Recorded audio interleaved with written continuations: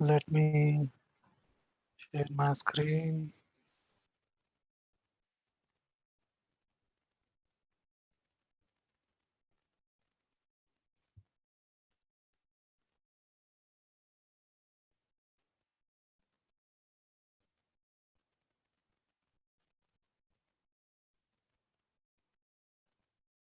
Are you guys able to view my screen? Yes, bro, it's still showing browsing. Yeah. Good Yeah, evening, yeah, everyone. now, As now part of it's the fine. continuation of our sessions, Okay. so today's topic is like, okay. So today's topic is JVM architecture and memory model. So with this, we'll complete the complete core Java and some portions of the advanced. Then we'll start with REST API, then followed by the Spring Boot. So these are the other pending topics for our Java learning. Okay. Let's see. As like core Java is the basic for all the advanced. That's why I thought like covering like almost all the topics in the core Java, so that like you'll be having like strong base in Java. So remaining any framework like you can adopt like easily. Okay. So let's continue. So Jvm architecture and memory model. So if you see the complete Jvm architecture, we can see these are all the components involved in it. So one is a class loader. Then there's a JVM memory. So within the memory, you can say as method area, heap area, stack area, and also native stack. So there is another one like execution engine. So this execution engine carries like two components. One is JIT compiler, another is a garbage collector. So and another is a native interface and native libraries. So native is nothing but like any other language like C++ or any .NET. So any kind of other libraries which we are going to use in our application. So that's where like native interface or native stack comes to the place. Okay. Let's see like each one by one. Class loader. Okay. Class loader is a subsystem of JVM. Generally, it is used for loading the class files. So whenever we are running this one, right? So once the compile code is there during the runtime, like all the classes will get load. So that's where like A of A equal new A. So at that time, what and all will happen. So those all things will be taken care by the class loader. Like so, even in the inheritance or composition, we'll be defining right A of A. So that time, what and all things will be happening in the background. So this is the one which loads a complete class into the memory. Okay. So whenever we run the Java program, class loader loads it first. Like Java, the class name we will give, right? Generally, while running in the any Windows machine or like anywhere standalone single program, that's where like class loader comes to the picture. It will load the class, then execution takes place. Okay. Method area, class method area. So this is also like one of the data area in the JVM. So in which class data will be stored, like static variables, static blocks, static methods, instant methods are stored in this area. Means like class level structure is there, right? So all the static will be represented as a class level. Another is a heap. So the heap is created when the JVM starts up. It may increase or decrease in size while the application runs. So that's where like the heap storage is the one, like actually the object creation will be taking place, right? So as part of the startup of the application, like it stores some heap memory, whatever is defined for that particular application. So based on that, like it can grow or it can reduce like within that. Means that like if keep creating the objects, like it will be growing. Like once object's lifetime is completed and those are gone for the garbage collection, then it will be decreased. So it's a kind of like heap area. Stack area. Okay. Stack is also known as like thread stack. Okay. So which is the data area in the JVM memory, which is created for a single execution thread. Means that high level, like any execution thread is there, like it will go to the stack. So the line by line code and line by line the function calls and everything will be tracked in it. So it will be having the local variables, partial results, and data for calling methods and returns. Let's take the main method, which only that will be treated as a single thread, right? First, that will go to the stack area. So from that, it will see line by line execution. So within that, it will be calling like some other function. So the call will go there, and within that particular function, like what and all the local variables you are storing. So all those things are like will be captured in the stack. So another is a native stack. So native stack is majorly used for like native methods. If you are using any of the native methods, that will be stored in that application. So another is the execution engine. So as part of the execution engine, we have seen two components, JIT compiler and garbage collector. Okay. JIT compiler is just in-time compiler. Okay. So what happens is in Java, we have written one Java code, and whenever we have compiled that one by using the Java C, a.java. So it will generate the bytecode. Okay. So from that bytecode again, like system generator means system compatible machine code at the runtime. So what it will do is, this is the compiler. What it will do, from the bytecode, it will generate the machine code actually. So that's where, so whenever the class loading is happening and everything is getting created, so that time things will make like more faster. So it gives a better performance, because like it's in time, like immediately, like it can turn this bytecode to the machine code by compiling it within very short duration. So that's all, like it provides a better performance. So that's a JIT compiler. So another one is a garbage collector. So garbage collector is nothing but, so like collecting the garbage and removing the garbage actually. So let's take, so there are like a number of objects are created. Once like the program got terminated, so in that time, the memory, whatever is occupied for that, that should be cleaned up, right? So that is like garbage collector comes to the picture. So whenever the object creation time, there will be some memory is allocated in the heap. So once the execution is completed, so completely it is done now, that's now no more required. So that's where like garbage collector comes to the picture, and it will free the memory. Okay. How it does is like the mark and sweep. So first it will mark what and all eligible for the garbage collection, and the sweep is the one actually removes the marked objects. We will see in the going forward, like in the further slides. First thing is class loader, like we'll see like how the class loader works. Okay. So it is just like abstract class. Okay. It is under the java.lang package. Okay. It loads the classes from different resources. Java class loader is used to load the classes at runtime. So in other words, JVM performs the linking process at runtime. Classes are loaded into the JVM according to need. Means that, so you have written one class, and whenever you have called like during the execution time, that's a Java runtime. So it needs to load all the classes, like whatever is required according to the need. So you might be having like 10 classes, but in the actual flow, you might be using like 1 or 2 classes. That's all. Like in my Eclipse, I have shown you plenty of classes are there, but execution time only one I will be using. So what this class loader will do is, it will load that particular class. Okay. So how that loading happens is, so there are 3 types of class loaders actually. There's one is a bootstrap class loader, extension class loader, system class loader. If you see, these are the 3 types actually. So let's see how these things happens. Yeah.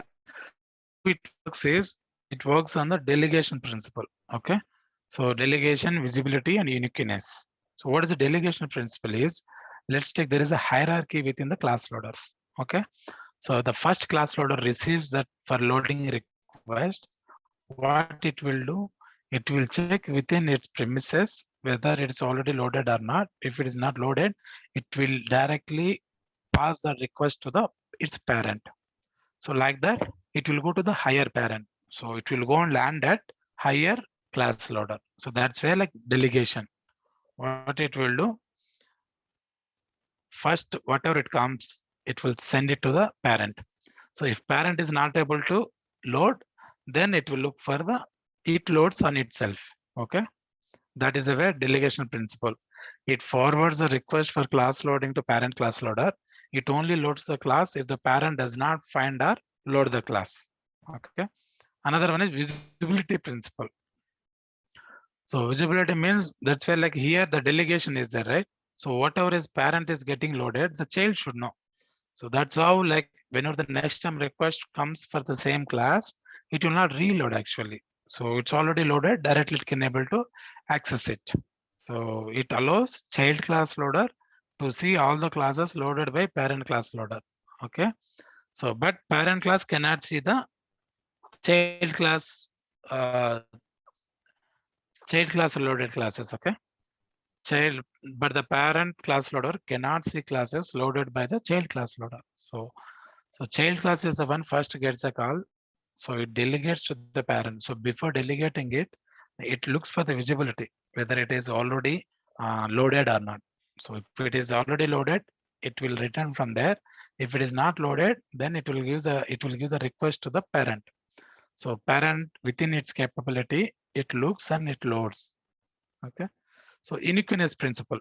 This already I covered this one. So with the visibility principle, what it will make sure only once. It will not load like no multiple times.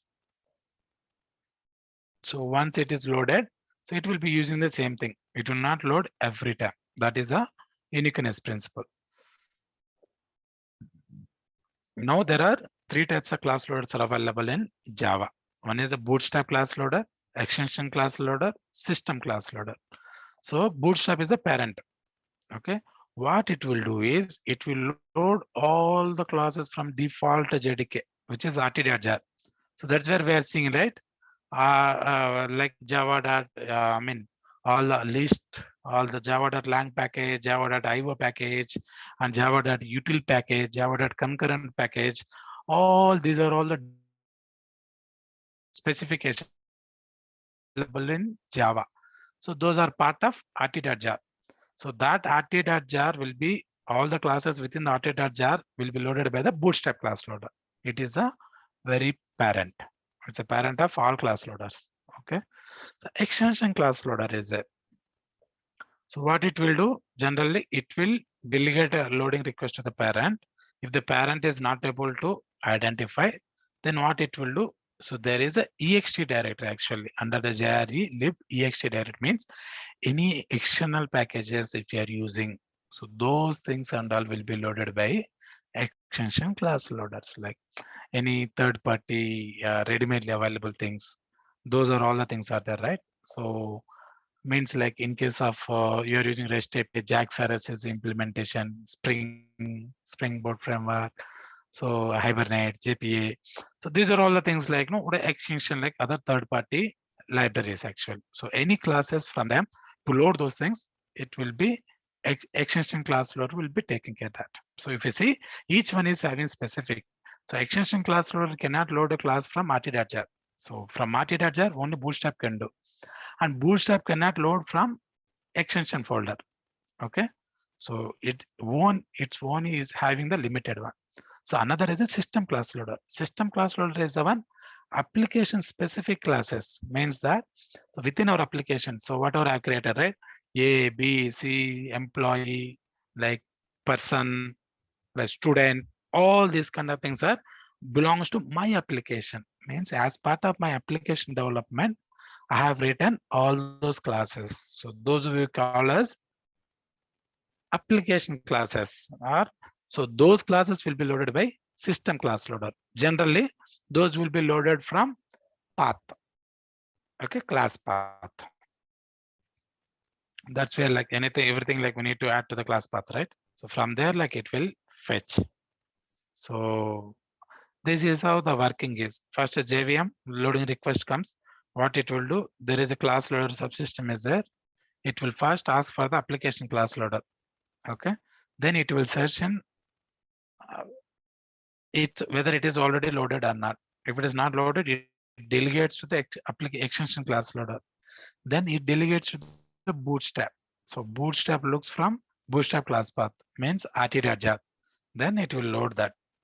So it looks in extension class path, which is like ext, and that comes down. So then application class loader is there, which is application class path. So this is how like class loader works internally in Java. This is very important topic. and is the basic level as well. So most of the people does not know, like, so everybody knows that, like, so JVM loads the class, but how and how it functions internally, like most of the people does not know. Okay, people should understand this. So is that clear for the class loader?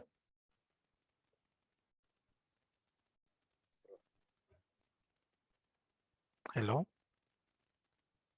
Bro, So no doubts, right? Can I proceed with other? please. Okay. Yeah.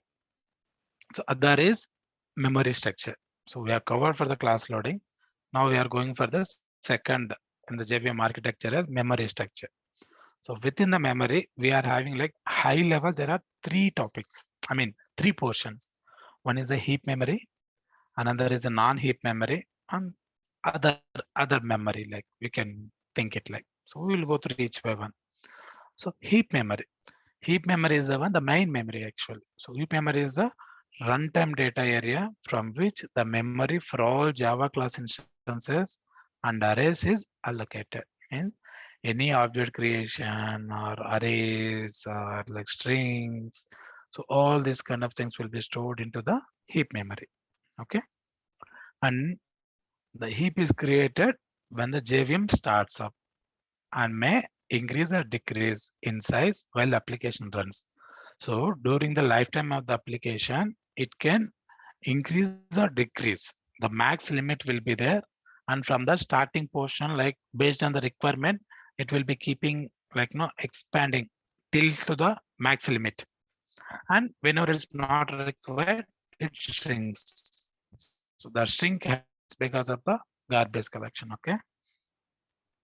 The size of the heap can be specified using -XMS.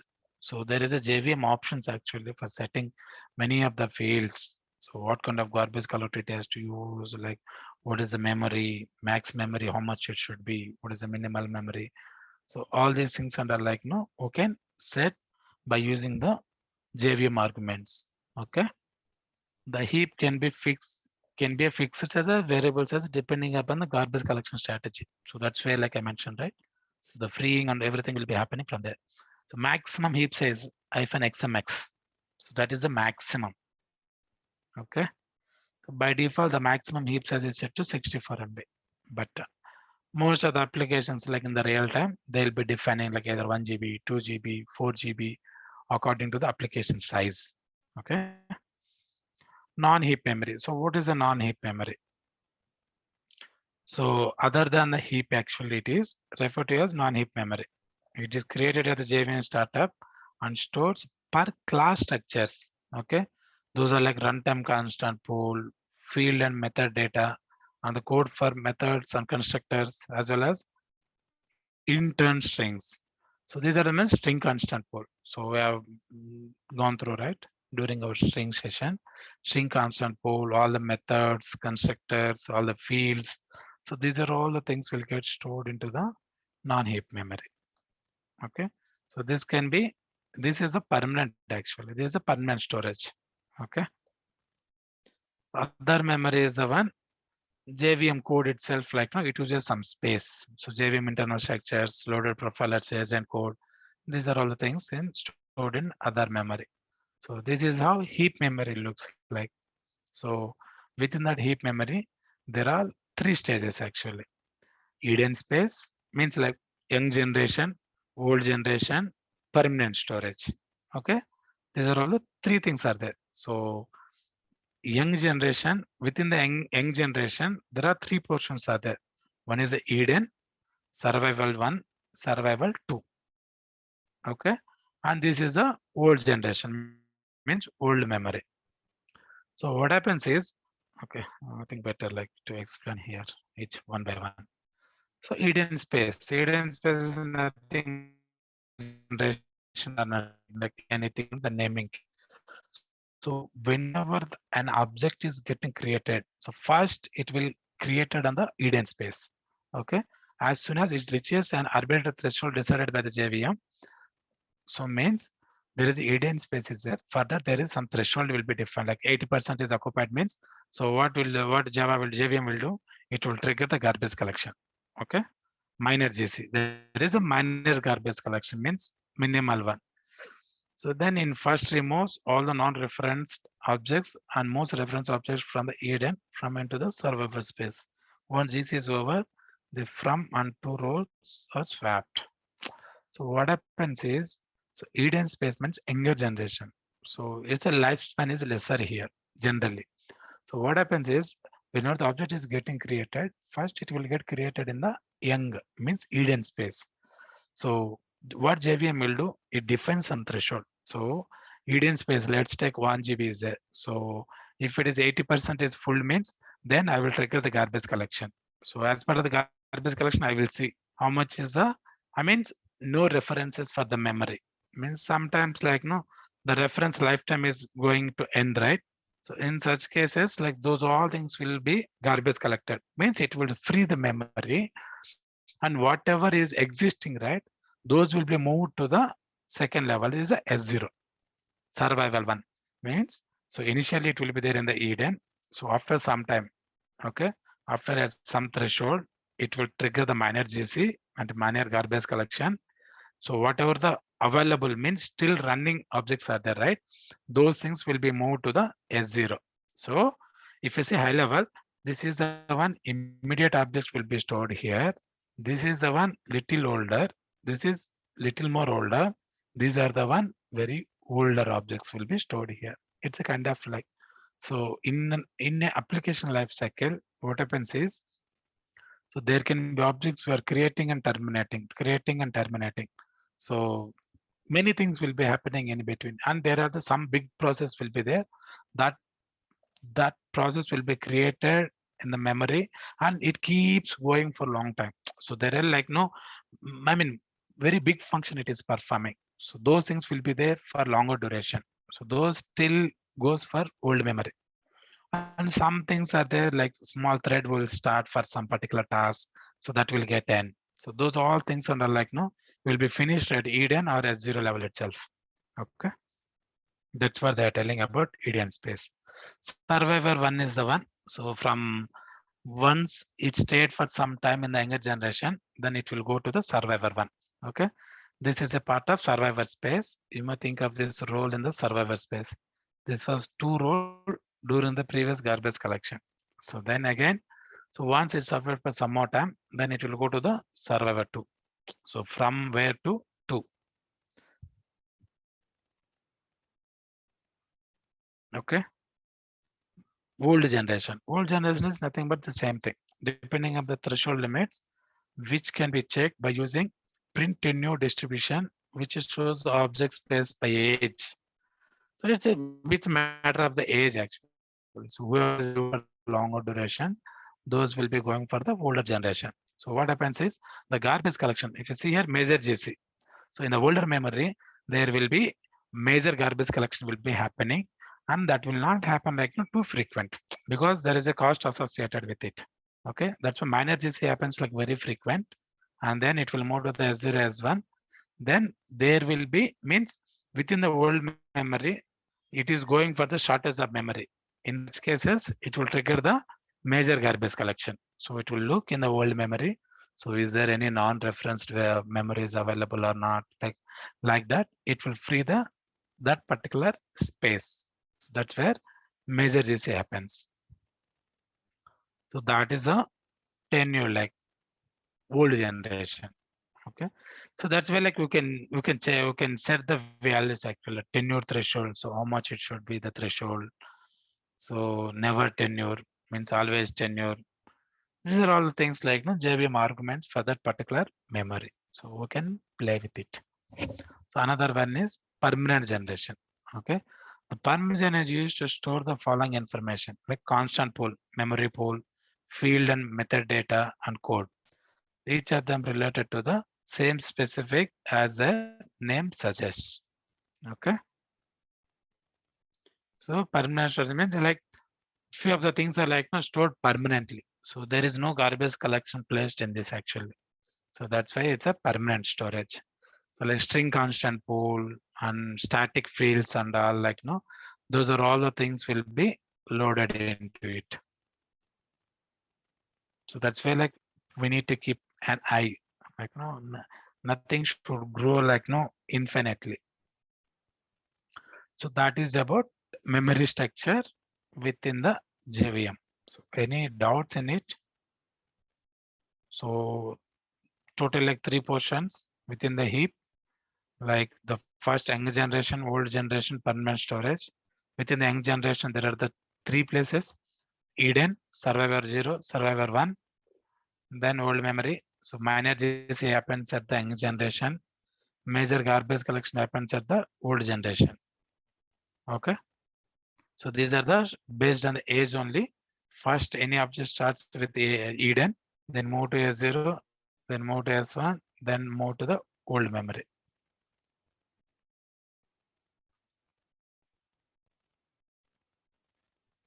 Is that clear? Can I proceed with other topic? Yeah, please. Okay. So another thing is like garbage collection. So as we know that there is a garbage collection is happening on the Java by the JVM. So there are four types of garbage collections are there. Okay. So one is serial garbage collector. Second one is parallel garbage collector. Third one is CMS, concurrent mark sweep garbage collector. And fourth one is G1GC, garbage first, garbage collector. Okay.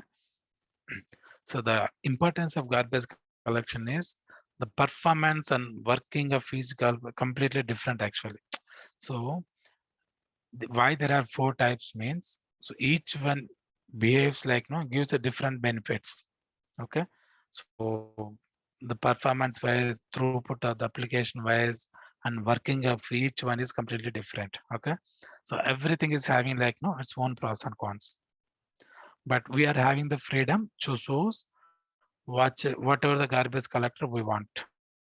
So that we can choose by setting up which kind of garbage collector we want to use by the JVM arguments are there for setting those things. Let's see first what is serial garbage collector. Okay. So serial garbage collector means this was the first introduced actually. So serial, so says that like it's a single thread. Okay. So it uses only one thread for garbage collection. So how we do this, whenever this thread is running, it passes the application threads. Okay. So that's how like it cleans up the memory. Whenever the garbage collection is happening, so application gets stopped. So everything it will stop JVM. Then it will go on do the garbage collection, means it will go on freeze the memory. So once garbage collection is done, then application threads will be starting. Okay. That is how it works actually.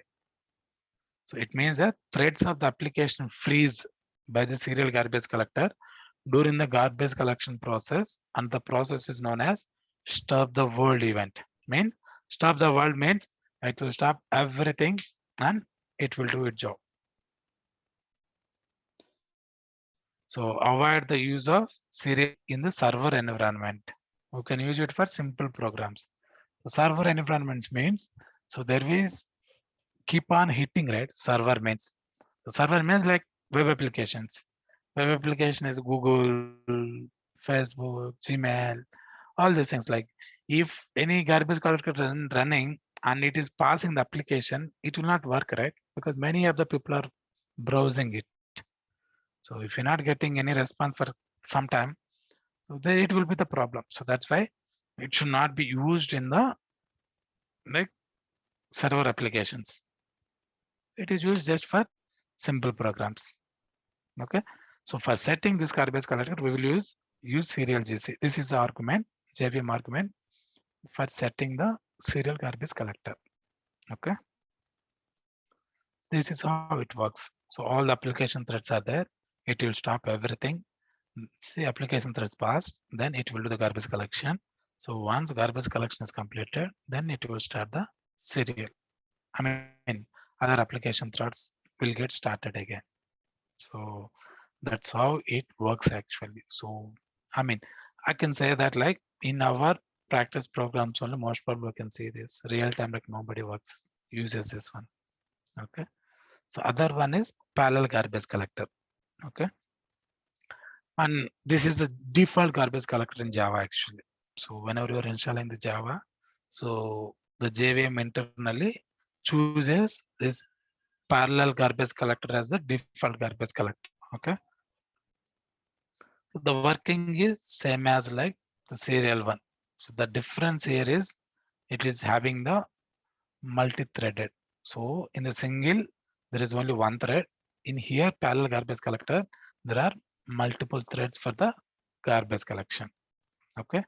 So parallel GC can use multiple CPUs to speed up the application throughput. So it is also known as throughput collector. So it is used if you want to execute a long process like batch processing and where long passes are acceptable. Okay. So this is the one like, so single they have introduced and they have seen a lot of drawback of it. So then they thought like, okay, single will not work. So we can go for like multiple threads. That's where like everybody knows that like if single person is working, it may take 1 hour. Same work if 10 people done means like by 10 minutes, like so everyone will take the 10 minutes, it will get finished. So that's how like the performance of the garbage collection has improved. So whenever the performance of the garbage collection is improved, then automatically throughput of the application is also getting increased.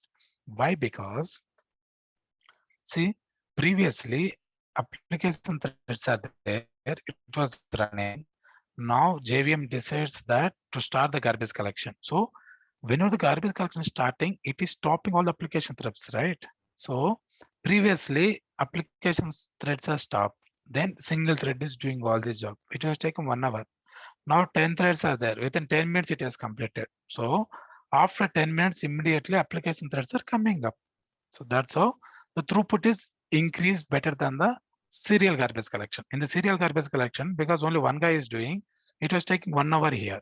So here, now with the 10 things, here it became as 10 minutes. So it's like that, like the performance is better than serial garbage collection and the throughput of the application is also better with this. That's why it is called as throughput collector. So for setting this garbage collection, we need to use this JVM argument.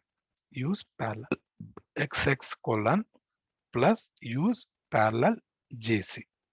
Okay, this is the JVM argument we need to use for activating the parallel garbage collector. So the third one is CMS, which is concurrent mark and sweep garbage collector. So if you see that, so one by one, what they have done is, so whatever the drawbacks are there in the existing one, they are trying to overcome that. So that's how like all the new types are coming. So in the single, only one thread, so performance was low and throughput was also low. Now they made that as parallel. But still, there is also some drawback as there because it is stopping the complete application. So all the application threads are getting stopped, right? So to avoid that, these people came up with new concept that is mark and sweep. What I do, I will not do everything in a single shot. What I do the same operation in two phases. Okay. What are the two phases is first phase, I will go and mark. I will go and see like all the memory things, whether it is active or not. So like that, I will go and mark. So whatever is the active and end of that marking, what it will get to know is, okay, these are all the things are busy, means active. And these are all the things eligible for garbage collection. So that kind of marking, it will be done. Okay. Then what the other phase is there, the sweep phase. Sweep is the one sweeping, means it will do the actual cleanup. Okay, that's where this mark and sweep. So that's a concurrent mark and sweep is CMS uses multiple threads that scan the heap, and during the scanning, it marks the instances of for eviction. After scanning, it sweeps the marked instances. Okay, it does not freeze application threads during the garbage collection. GC threads concurrently execute with application threads. For this reason, it uses more CPU in comparison to other GC. It is also known as concurrent low pass collector. So what happens while marking the reference objects in the tenured generation region, if any change is made in the heap memory in parallel during the garbage collection process. So what it will do is in the marking place, it will not stop the application. Okay, it will go on mark and come. So, but in the sweeping phase only, it will stop the pass the application. So if you see the difference here, previously, like there are two works are there. So I'm stopping the application, I'm going and do the two things at its same time. So it will take like some more time, right? So instead that like doing the two things, I will do one thing. Means the marking can be done parallel to the applications. So it will not stop any application. So only in the sweeping time only it will pass the application. So that's how they made it as like no very lesser pass time for the application. So because it is doing like multiple threads for the marking and multiple threads for the sweeping, right? So that's how like no along with the application it is running, right? The CPU usage goes for more because the application level itself, if there are 10 threads are there and parallelly without stopping the application threads, and it will start another 10 threads for the marking. So 20 threads at a time. So the CPU usage will go high as usual. So that's how they have achieved this one.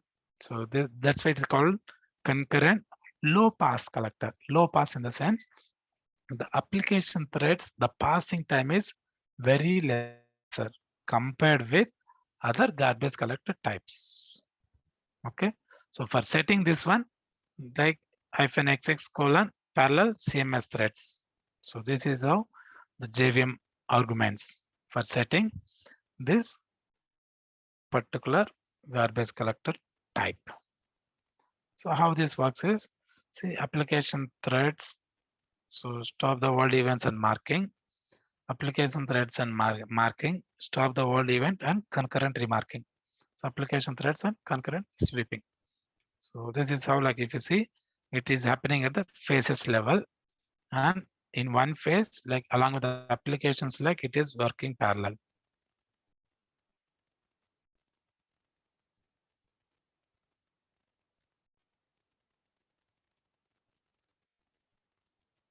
Okay, this is the CMS garbage collector.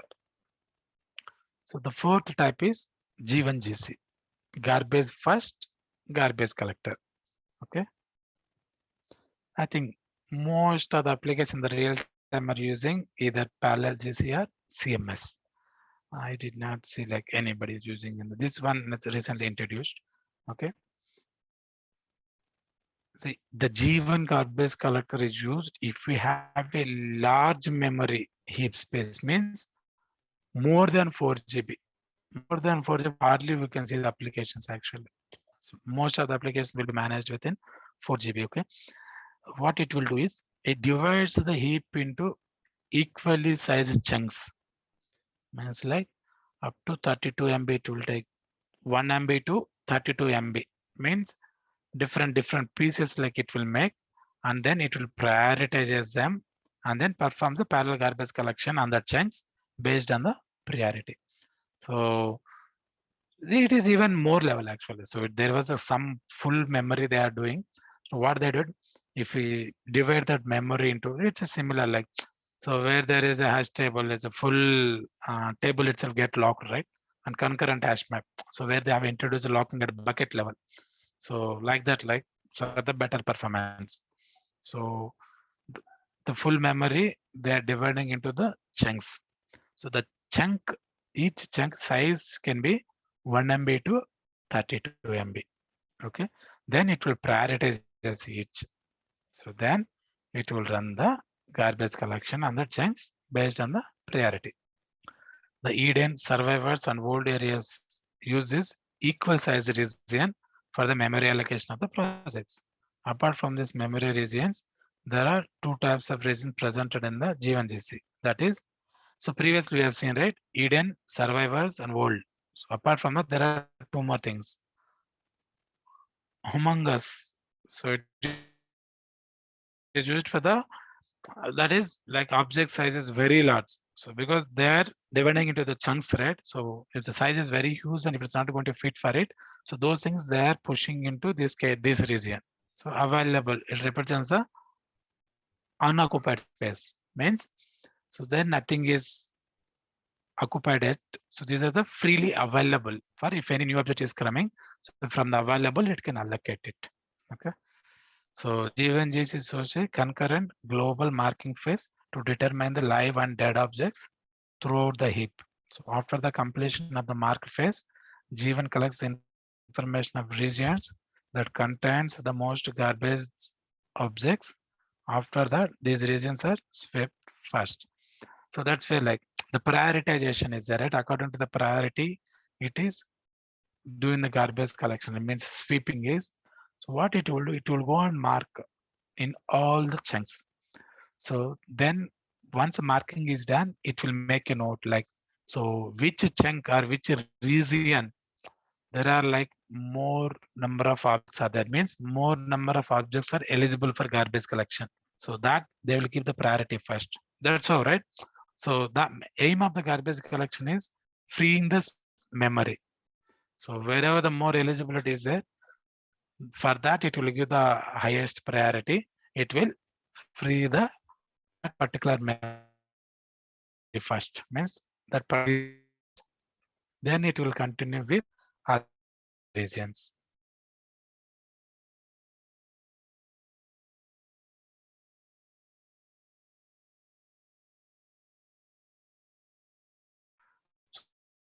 So for setting this arguments, so for activating this G1GC garbage collector. So this is how like so Eden survivor tenured like humongous. This is available. Available is a empty here. Blank is available. H is humongous region. Humongous region is the one we have seen, right? Very long, bigger object. Okay. T is a tenured. Tenured is nothing but the old generation. Survivor and leader is the one like younger generation. So this is how the chunks are splitting up. The total memory is divided into the chunks. So this is how like the G1GC works internally.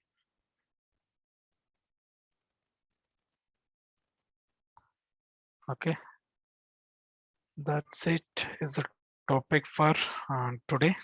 So majorly we have covered completely what is a JVM architecture and what is memory, like what and all the blocks are there, and after that what is a class loader.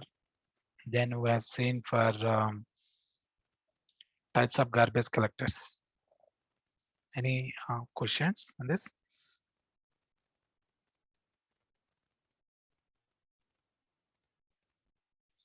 Any questions or do anybody wants like repeat of any of the topic?